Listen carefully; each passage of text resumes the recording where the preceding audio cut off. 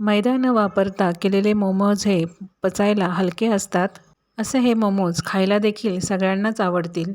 शिवाय चवीमध्ये देखील काहीच फरक पडणार नाही. नमस्कार मैत्रिणींनो, गीतूच खाद्य संस्कृतीमध्ये तुमचे स्वागत आहे.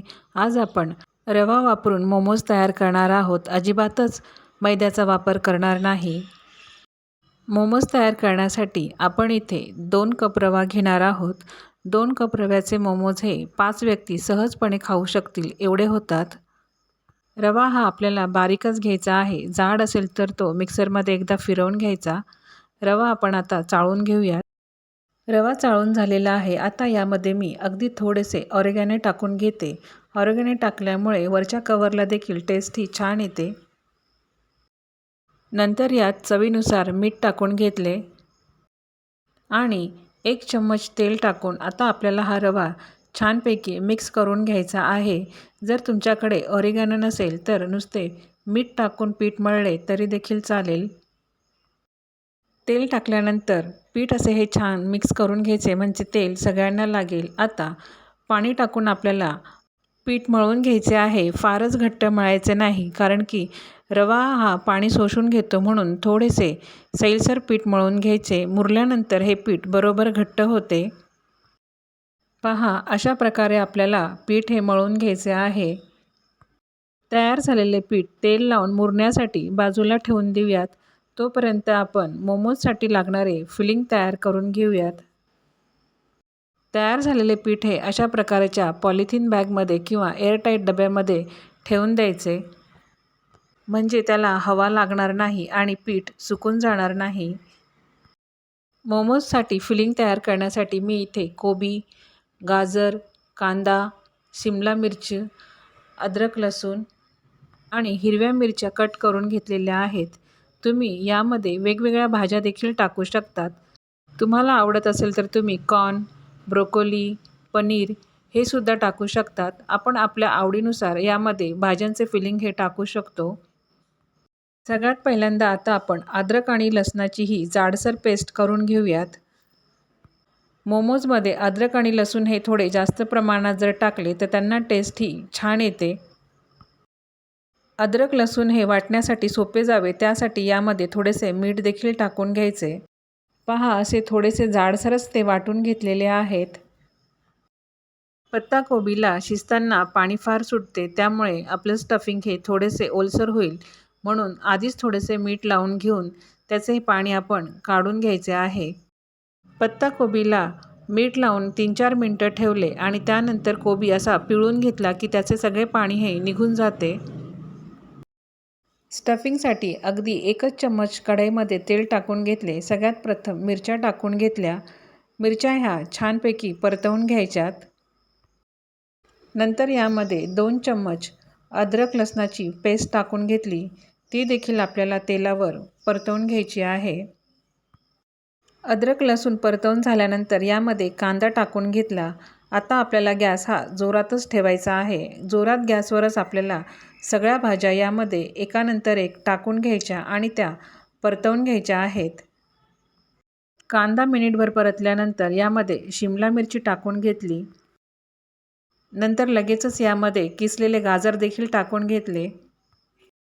हे मिश्रण चांगले हलवून घेतले की लगेचच यामध्ये चवीनुसार मीठ, 1 चम्मच लाल मिरची पावडर, 1 चम्मच धना जिरा पावडर हे सगळे टाकून पुन्हा एकदा मिक्स करून घेतले. विकतच्या मोमोजमध्ये हे मसाले नसतात, फक्त हिरवी मिरची आणि काळे मिरीचा वापर केलेला असतो, म्हणजे त्यांचे आतले स्टफिंग हे असे लालसर रंगाचे दिसत नाही. आता यामध्ये मी 1 चम्मच सोया सॉस, 1 चम्मच रेड चिली सॉस टाकून घेतला. आता यामध्ये लगेचच पत्ताकोबी आपण त्यातले पाणी काढून टाकून घेऊयात. पत्ताकोबीला मीठ लावून ठेवले होते, त्यामुळे असे दाबले तर तरीसुद्धा पाणी लगेचच निघते. गॅस जोरातच ठेवून आपण हे सगळे स्टफिंग मिक्स करून घ्यायचे आहे. स्टफिंगला थोडीशी आंबट गोड चव येण्यासाठी यामध्ये अगदी 1 ते 2 चम्मच टोमॅटो सॉस देखील टाकून घेतला. टोमॅटो सॉस, सोया सॉस आणि रेड चिली सॉस टाकणे अगदी ऑप्शनलच आहे. तुम्हाला जर आवडत असेल तर फक्त मीठ आणि मिरची आणि काळी मिरीची पूड टाकून असं स्टफिंग तयार केले तरी देखील ते छान लागते. असे हे घरगुती मसाले वापरून तयार केलेले स्टफिंग देखील चटपटीत आणि अतिशय टेस्टी असे हे लागते. स्टफिंग तयार झाले आहे. आता मोमोजसाठी लागणारी चटणी तयार करून घेऊयात. त्यासाठी मी त्याचे हे 3 टमाटे घेतलेले आहे.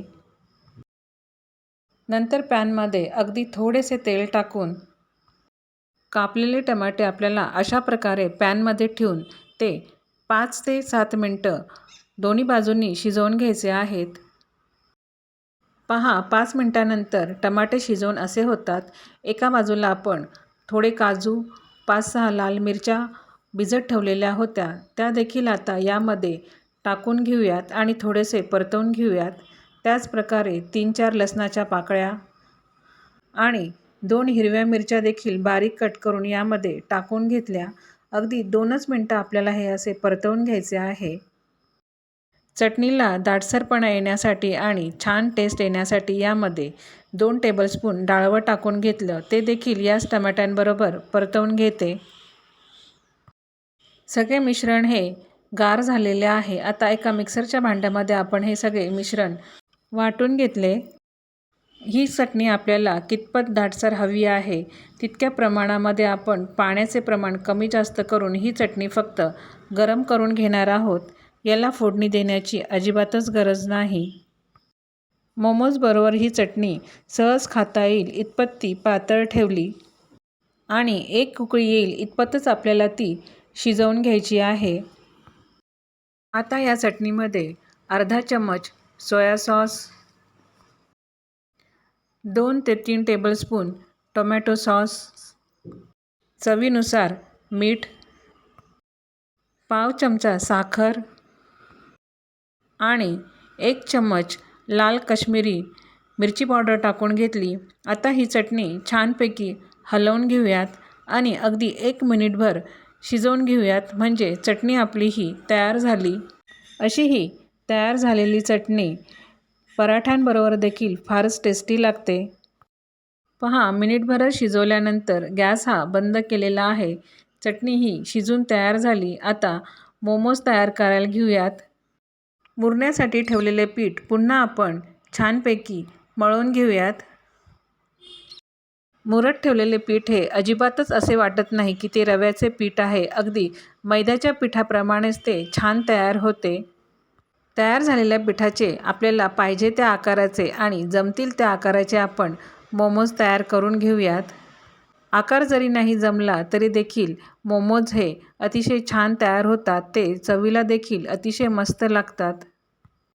अशा ह्या पावसाळ्यामध्ये मैदा न वापरता अतिशय कमी तेल वापरून तयार केलेले हे मोमोज अतिशय चविष्ट आणि मस्तच लागतात.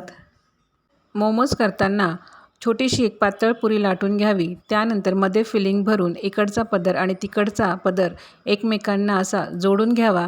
दोन्ही पदर एकमेकांना चांगले चिटकावे म्हणजे मधले फिलिंग हे बाहेर येणार नाही. अशाच प्रकारे मी तुम्हाला अजून एक मोमोज बनवून दाखवते. मध्ये फिलिंग भरून झाल्यावर तिच्या चारी बाजूला किनारीला पाणी लावून घ्यावे म्हणजे मोमोज हे चांगले चिटकले जातात. विकतच्या मोमोजसारखा आकार जरी नाही जमला तरी मोदकासारखे भरून मोमोज तयार केले तरी देखील छानच दिसतात आणि ते चवीला तर उत्तमच आहे. त्यामुळे आकार नाही जमला तरी देखील चालेल. अशाच प्रकारे सगळेच मोमो हे तयार करून घेते. 10-15 मोमोज तयार झालेले आहेत.